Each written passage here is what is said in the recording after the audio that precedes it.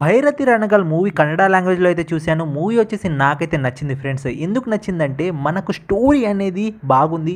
అంటే మనకు 'మఫ్తీలో' చూపిస్తారు కదా గ్యాంగ్‌స్టరు అది 'మఫ్తీ' వేరే లెవెల్ అయితే మనకు 'భైరంగి రణగల్' వచ్చేసి 'మఫ్తీ' మూవీ కంటే బాగుంది అయితే అనను గానీ బట్ మూవీ వచ్చేసి ఒక్కసారి ప్రశాంతంగా అయితే థియేటర్‌లో అయితే చూడొచ్చు. బట్ మూవీ వచ్చేసి చాలా అంటే చాలా స్లోగా ఉంటది. ఇది ముందే చెప్తున్నాను. మూవీ వచ్చేసి చాలా స్లోగా ఉంటది. బట్ స్టోరీ పరంగా, యాక్షన్ పరంగా, ఆ సీన్స్ పరంగా అయితే మూవీ వచ్చేసి చాలా బాగుంటుంది. అండ్ ఇంటర్వెల్ బ్యాంక్ ఫైట్ వచ్చేసి వన్ ఆఫ్ ద ఫేవరెట్, నాకు చాలా బాగా నచ్చింది.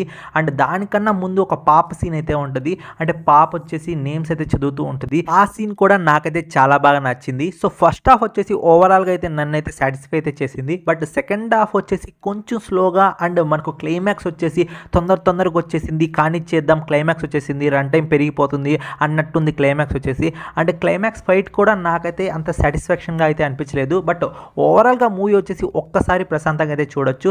సో మీరు వచ్చేసి ఫస్ట్ 'మఫ్తీ' మూవీ చూసినట్లయితే ఖచ్చితంగా 'భైరంగి రణగల్' అయితే చూడండి, మీకైతే నచ్చుతుంది. 'మఫ్తీ' మూవీ చూడకపోయి ఉంటే ఫస్ట్ 'మఫ్తీ' మూవీ అయితే చూడండి, మీకైతే సూపర్గా అయితే నచ్చుతుంది. నేను గ్యారంటీ పక్కా మీకైతే నచ్చుతుంది. దాని తర్వాత వచ్చేసి మీరు 'భైరంగి రణగల్' మూవీ అయితే చూడండి. అప్పుడు మూవీ వచ్చేసి మీకైతే కనెక్ట్ అవుద్ది. వాళ్ళ సిస్టర్ ఎందుకు మాట్లాడడం లేదు, అండ్ మన హీరో వచ్చేసి లాయర్గా ఉండేవాడు ఎలా గ్యాంగ్స్టర్ అయ్యాడు. సో మీకైతే అన్ని డాట్స్ అయితే కనెక్ట్ అవుతాయి. సో మీరైతే ఈ ప్రకారం అయితే మూవీ అయితే చూడండి, మీకైతే పక్కా నచ్చుతుంది. సో మూవీ వచ్చేసి నాకైతే నచ్చింది. బట్ నేను ముందే చెప్తున్నాను, మూవీ వచ్చేసి చాలా స్లోగా ఉంటుంది. మీకైతే పేషెన్స్ ఉండాలి మూవీ చూసేటప్పుడు.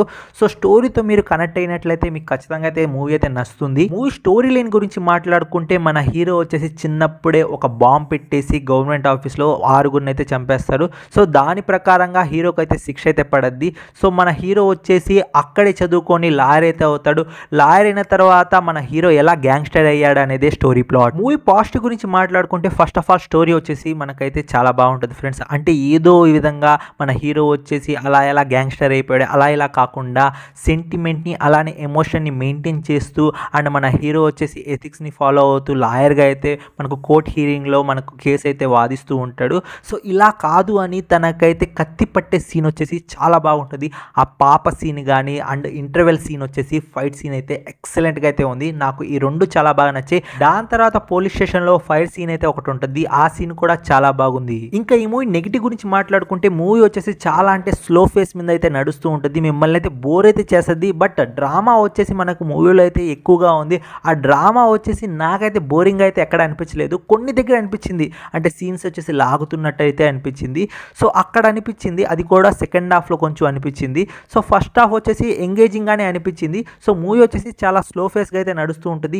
ఇది కొంతమందికి వచ్చేసి నచ్చకపోవచ్చు. సెకండ్ నెగిటివ్ వచ్చేసి ఆ క్లైమాక్స్ వచ్చేసి అంత ప్రాపర్గా అయితే లేదు. అంటే నాకు ఏదో క్లైమాక్స్ వచ్చేసింది అవకొట్టేద్దాం మూవీ అన్నట్టే ఉంది. సో ప్రాపర్గా క్లైమాక్స్ అనేది మనకైతే లేదు. సో నేనైతే క్లైమాక్స్ అయితే సాటిస్ఫై అయితే కాలేదు. అండ్ ఆ ఫైట్ సీన్ కూడా అంత ప్రాపర్గా అయితే లేదు. సో క్లైమాక్స్ అనేది నాకైతే అంతకైతే నచ్చలేదు. మ్యూజిక్ వచ్చేసి కరెక్ట్గా పడినట్లయితే నాకైతే అనిపించలేదు. ఎలివేషన్ సీన్స్ దగ్గర కరెక్ట్ మ్యూజిక్ పడినట్లయితే ఆ సీన్కి వచ్చేసి వేరే లెవెల్ రెస్పాన్స్ వచ్చేది అనిపించింది. మ్యూజిక్ వచ్చేసి అంత వర్కౌట్ అయినట్టయితే నాకైతే అనిపించలేదు. ఓవరాల్గా మూవీ మీద నా ఒపీనియన్ ఏంటి అంటే మూవీ వచ్చేసి ఒక్కసారి థియేటర్లో అయితే పోయి చూడొచ్చు.